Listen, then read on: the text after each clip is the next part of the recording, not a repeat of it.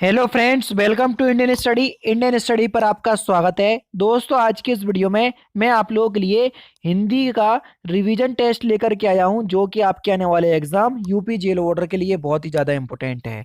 आप सभी लोग जानते हैं रिवीजन मोस्ट इंपॉर्टेंट टॉपिक बन जाता है जब आपका एग्जाम बिल्कुल पास में ही हो। अब 2 दिन बचे हैं आपके एग्जाम को, तो इससे ज़्यादा पास क्या होगा। तो जितना हो सके रिवीजन करते रहिए। बार बार बोल रहा हूँ, कोई भी आप लोगों को प्रॉब्लम आ रही है तो मेरे को कमेंट बॉक्स में बताइए। बाकी जो ट्रेंडिंग टॉपिक है वो मैं आपको रात के 9 बजे प्रोवाइड करवा ही रहा हूँ, ठीक है। तो टाइम को ना वेस्ट करते हुए पहले ही क्वेश्चंस की तरफ बढ़ते हैं।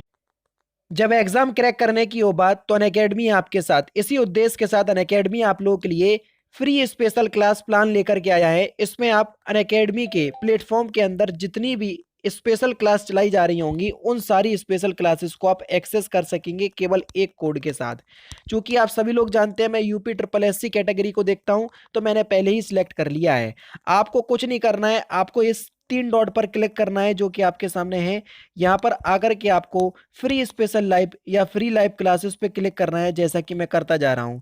फिर यहाँ पर आप लोगों के लिए सारी फ्री स्पेशल क्लासेस यहाँ पर रखी गई हैं। आपको जैसे हिंदी सीखना है तो यहाँ पर मैंने हिंदी की क्लासेस पे टिक किया। यहाँ पर आपको कोड डालना है, कोड डिस्क्रिप्शन में लिखा हुआ है। अपने चैनल का नाम है इंडियन स्टडी। बस जैसे ही आप इस कोड को फिल करेंगे तो ये जो है अनलॉक हो जाएगा। देख लीजिए आपके सामने ये अनलॉक हो चुका है। अब अनअकैडमी के UP triple S C category के अंतर्गत जितनी भी फ्री स्पेशल क्लास चलाई जा रही होंगी, उन सभी को आप एक्सेस कर पाएंगे। बस आपके सामने ये रहा। यह कहानी रोचक है। यह विशेषण का कौन सा भेद है। ये जो आपको दिख रहा है ये विशेषण का कौन सा भेद है। तो देखो, आप सभी लोग जानते हैं यह, वह, ये सभी सार्वनामिक विशेषण होते हैं। कौन से होते हैं? सार्वनामिक विशेषण। यानी कि चौथा ऑप्शन आपका बिल्कुल करेक्ट हो जाएगा। ठीक है बच्चों, नेक्स्ट क्वेश्चन की तरफ चलते हैं। नेक्स्ट क्वेश्चन के भाषा लिखने के लिए प्रयुक्त चिन्हों के व्यवस्थित समूह को क्या कहते हैं। भाषा लिखने के प्रयुक्त चिन्हों के व्यवस्थित समूह को हम क्या कहते हैं? लिपि कहते हैं। तीसरा ऑप्शन आपका बिल्कुल करेक्ट है।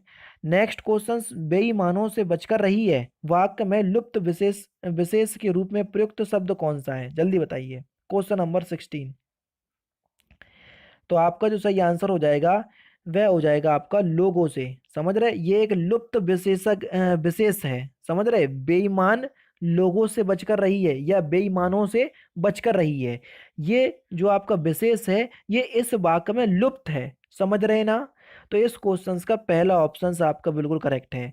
निम्नलिखित में से दिए गए शब्दों में विशेषण बताइए। जल्दी बताइए कौन सा शब्द जो है वो विशेषण है। आप सभी लोग जानते हैं कि संज्ञा और सर्वनाम की विशेषता बताने वाले शब्दों को हम विशेषण कहते हैं। सहायक शब्द जो है वो एक विशेषण शब्द है। समझ रहे।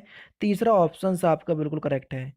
निम्नलिखित में से विकल्पों में से पुल्लिंग शब्द कौन सा है, जल्दी बताइए। पुल्लिंग शब्द आपको बताना है, कौन सा शब्द जो है वो पुल्लिंग शब्द है। तो आपका सही आंसर हो जाएगा पक्षी। पक्षी जो है वो एक पुल्लिंग शब्द है। जी हाँ दोस्तों, नहीं तो आप समझ जाओ ये स्त्रीलिंग शब्द है। पक्षी जो है ना वो एक पुल्लिंग शब्द है। नेक्स्ट क्वेश्चंस की तरफ चलते हैं। नेक्स्ट क्वेश्चन से आपका कि निम्नलिखित में से कौन सा शब्द स्त्रीलिंग की पहचान नहीं करवाता है, यानी कि कौन सा शब्द स्त्रीलिंग शब्द नहीं है। तो बात वही हो गई कि वो कौन सा शब्द पुल्लिंग है। तो आपका जो सही आंसर हो जाएगा वह हो जाएगा देश। देश जो है वो एक स्त्रीलिंग शब्द नहीं है। दूसरा ऑप्शन करेक्ट है। राजा भिक्षुक को दान देता है वाक्य में कौन सा कारक है। तो देखो, को कारक चिन्ह आ गया। अब बता दो, कर्ता ने कर्म को, बस आ गया आपका, यानी कि पहला ही ऑप्शन आपका बिल्कुल करेक्ट है। तो इसलिए मैं आप लोगों को टेंशन नहीं लेना। कारक हुए, संधि हुई, समास हुए, ठीक है। वर्णमाला की तो वीडियो प्रोवाइड करवाई थी मैंने आप लोगों को। छंद हुए, कौन से छंद में कितनी मात्राएं होती हैं, यति किसे कहते हैं, गढ़ किसे कहते हैं, स्थाई भाव हुए, संचारी भाव हुए, ये जो टॉपिक मुझे याद है उसकी वीडियो आएगी जब आपका जेल वार्डर का एग्जाम अनाउंस्ड हो जाएगा। उसके मैं आप लोगों को 20 या 25 दिन पहले ये सारी वीडियो आपको प्रोवाइड करवाऊंगा। उससे क्या होगा कि आप लोगों के दिमाग में बना रहेगा और एग्जाम टाइम में आप लोगों को बहुत ज़्यादा हेल्प मिलेगा कि हमने वीडियो में देखा था और वही क्वेश्चंस आपके सामने आ जाएगा। तो अगर आप लोग केवल उस वीडियो को देख लोगे तो आपका काम चल जाएगा। इसलिए मैं उन टॉपिक को रोक करके रखा हूँ। सारी टॉपिक मैं लेकर के आऊँगा। बहू का बहुवचन क्या होगा। तो देखो, बहू का बहुवचन हो जाएगा बहुएं, यानी कि इस क्वेश्चन का तीसरा ऑप्शन आपका बिल्कुल करेक्ट है। कल तापमान अधिक होगा, इस वाक्य का काल पहचानिए। अब देखो, कल तापमान अधिक होगा, बात से ही हमको पता चल गया कि ये भविष्य काल यानी कि फ्यूचर की बात कह रहे हैं, तो तीसरा ऑप्शन आपका बिल्कुल करेक्ट। निम्नलिखित में से कौन सा स्वर नहीं है, यानी कि स्वर नहीं तो फिर व्यंजन होगा, तो जल्दी बताओ। तो ये बा जो है, बा से बकरी वाला, ये आपका स्वर नहीं है, यानी कि इस क्वेश्चन का चौथा ऑप्शन बिल्कुल करेक्ट। अल्प प्राण ध्वनियों का समूह बताइए। अगर आपने वर्णमाला की वीडियो देखी है तो आपको ये क्वेश्चन बहुत आसान लग रहा होगा, और अगर आपने वर्णमाला की वीडियो नहीं देखी है तो आप लोग दिमाग चकर आ गया होगा कि अल्प प्राण होते क्या है। अल्प प्राण हुआ, महाप्राण हुआ, सघोष क्या होते, अघोष क्या होते, ये सारा कुछ मैंने आपको उस वीडियो में बताया हुआ है, तो वीडियो को देखिएगा, सारी चीजें आपको समझ में आएगी। चा, जा और या, ये जो है ये आपके अल्प प्राण है, यानी कि दूसरा ऑप्शन आपका बिल्कुल करेक्ट है। नेक्स्ट क्वेश्चन, निम्नलिखित में से नासिक व्यंजन कौन सा है। ये जो आपका या दिख रहा है ना, ये आपका क्या है, नासिक व्यंजन। जो नाक और मुंह दोनों से बोला जाता है उनको हम नासिक व्यंजन कहते हैं, यानी कि इस क्वेश्चन का दूसरा ऑप्शन आपका बिल्कुल करेक्ट है। नेक्स्ट क्वेश्चन, हाथ मलते रह जाना, मुहावरे का सही अर्थ क्या है। इस मुहावरे का सही अर्थ हो जाएगा पछताना, दूसरा ऑप्शन करेक्ट हो जाएगा, सिंपल है इसलिए जल्दी बताया। कंगाली में आटा गीला, प्रस्तुत लोकोक्ति का अर्थ निम्नलिखित में से कौन सा विकल्प दर्शाता है, जल्दी बताइए। कंगाली में आटा गीला, इस लोकोक्ति का सही अर्थ क्या है, तो मुसीबत में और मुसीबत आना, यानी कि पहला ऑप्शन आपका बिल्कुल करेक्ट है। नेक्स्ट क्वेश्चन, निम्नलिखित में से किस विकल्प में त्रुटि नहीं है। त्रुटि नहीं है इसका मतलब कौन सा विकल्प जो है वो बिल्कुल शुद्ध विकल्प है, ये हमको पहचानना है। तो आपका सही आंसर हो जाएगा, मैंने उस कागज पर हस्ताक्षर कर दिए, यानी कि पहला ऑप्शन करेक्ट है।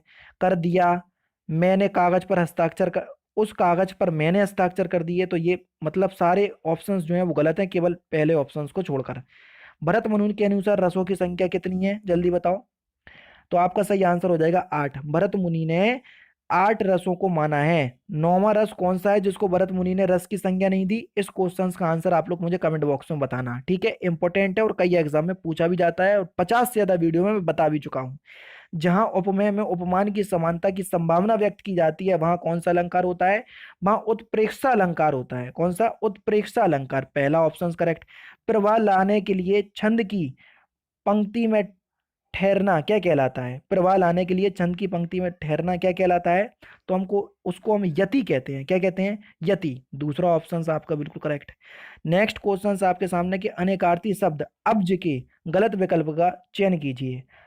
अब्ज का कौन सा विकल्प जो है वो गलत विकल्प है, तो सही आंसर हो जाएगा मेघ। मेघ जो है ये अब्ज का अनेकार्थी शब्द नहीं है, यानी कि इस क्वेश्चन का तीसरा ऑप्शन करेक्ट।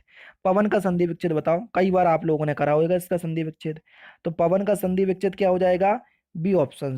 प प्लस अन जो है वो पवन का संधि विच्छेद होगा, यानी कि इस क्वेश्चन का दूसरा ऑप्शन करेक्ट। निम्नलिखित में से तद्भव शब्द कौन से हैं, जल्दी बताओ, तद्भव शब्द कौन सा है, सॉरी जल्दी बताइए। तो देखो, संकट या सकट ये नहीं है, घात नहीं है, ठीक है, गोपाल नहीं है। तो देखो आप लोगों को सामने कांच जो है वो एक तद्भव शब्द है, यानी कि इस क्वेश्चन का तीसरा ऑप्शन करेक्ट। अमी का तत्सम बताइए। अमी का तत्सम, अमी जो है ना ये अमृत का पर्यायवाची है, और अमी का तत्सम क्या हो जाएगा, जल्दी बताओ। अमी का तत्सम रूप, तो सही आंसर हो जाएगा अमृत, यानी कि दूसरा ही ऑप्शन आपका बिल्कुल करेक्ट है। नेक्स्ट क्वेश्चंस की तरफ चलते हैं। सनसनाहट में कौन सा प्रत्यय है, जल्दी बताओ, ये क्वेश्चंस आपके एग्जाम में आ चुका है। सनसनाहट में कौन सा प्रत्यय है, और प्रत्यय किसी भी शब्द के पीछे लगे होते हैं ये भी पता होना चाहिए। तो सनसनाहट में आहट प्रत्यय है, चौथा ऑप्शन करेक्ट। नेक्स्ट क्वेश्चन, पीढ़ी दर पीढ़ी चला आने वाला, इसके लिए समुचित शब्द क्या होगा, या वाक्यांशों के लिए एक शब्द क्या होगा। पीढ़ी दर पीढ़ी चला आने वाला, उसके लिए हम क्या बोलेंगे, अन्वयागत, यानी कि दूसरा ऑप्शन आपका बिल्कुल करेक्ट है, क्या बोलेंगे, अन्वयागत। नेक्स्ट क्वेश्चन, प्रसारण का विलोम शब्द क्या होगा, इंपॉर्टेंट क्वेश्चन। तो प्रसारण का विलोम शब्द हो जाएगा आकुंचन, यानी कि तीसरा ऑप्शन करेक्ट।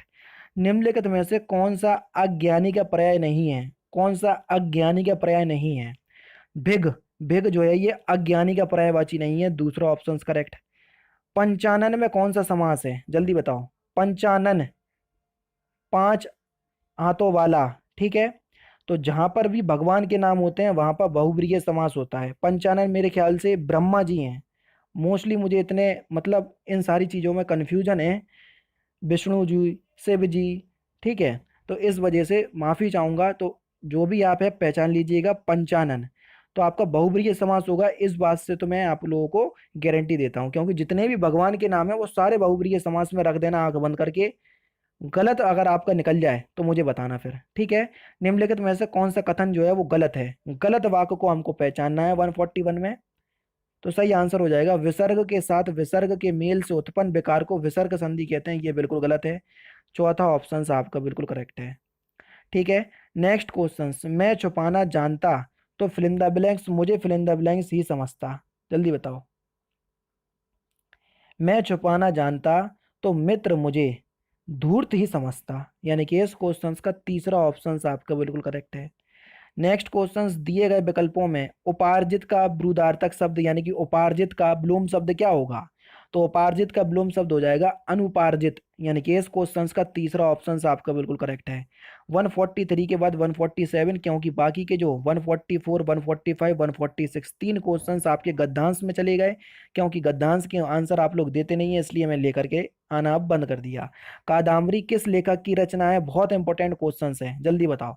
तो कादम्बरी किस लेखक की किस लेखक की रचना है? तो सही आंसर हो जाएगा बाणभट्ट। और बाणभट्ट किसके दरबार में था? हर्षवर्धन। ये भी आपको पता होना चाहिए। कुमार संभव के रचयिता कौन है? बहुत इंपॉर्टेंट क्वेश्चंस। तो कुमार संभव के रचयिता कौन है?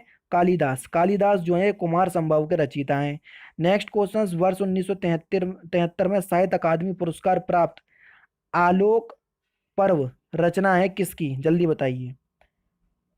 तो आपका सही आंसर हो जाएगा हजारी प्रसाद द्विवेदी की। किसकी है? हजारी प्रसाद द्विवेदी की। और लास्ट क्वेश्चन और बेहद इंपॉर्टेंट क्वेश्चन जिसका आंसर आप लोगों को कमेंट बॉक्स में बताना होगा, देवदास उपन्यास के लेखक कौन है? रविन्द्रनाथ टैगोर, शरद चंद्र चट्टोपाध्याय, श्याम चट्टोपाध्याय या ईश्वर चंद्र मुखर्जी? इस क्वेश्चन का आंसर आप लोग मुझे कमेंट बॉक्स में बताएंगे कि देवदास उपन्यास के लेखक कौन है। बहुत इंपॉर्टेंट क्वेश्चन है और मोस्टली आपको पता ही होना चाहिए कि देवदास उपन्यास के लेखक कौन है। तो दोस्तों ये थी आपकी वीडियो जो कि मैंने आज की इस वीडियो में आपको कवर करवा दी। और दोस्तों वीडियो आपको कैसी लग रही है तो प्लीज़ कमेंट बॉक्स में ज़रूर बताइएगा, क्योंकि आपके कमेंट पढ़कर मुझे बहुत ज़्यादा मोटिवेशन मिलता है। तो दोस्तों फिलहाल की वीडियो में सिर्फ इतना ही। अगर आपको वीडियो पसंद आए तो प्लीज़ दोस्तों वीडियो को लाइक कीजिए, शेयर कीजिए और साथ ही साथ हमारे चैनल को सब्सक्राइब करना ना भूलें, क्योंकि मैं रोजाना इसी तरह की वीडियोस आप लोगों के लिए लाता रहता हूँ। नमस्कार दोस्तों, जय हिंद, जय भारत।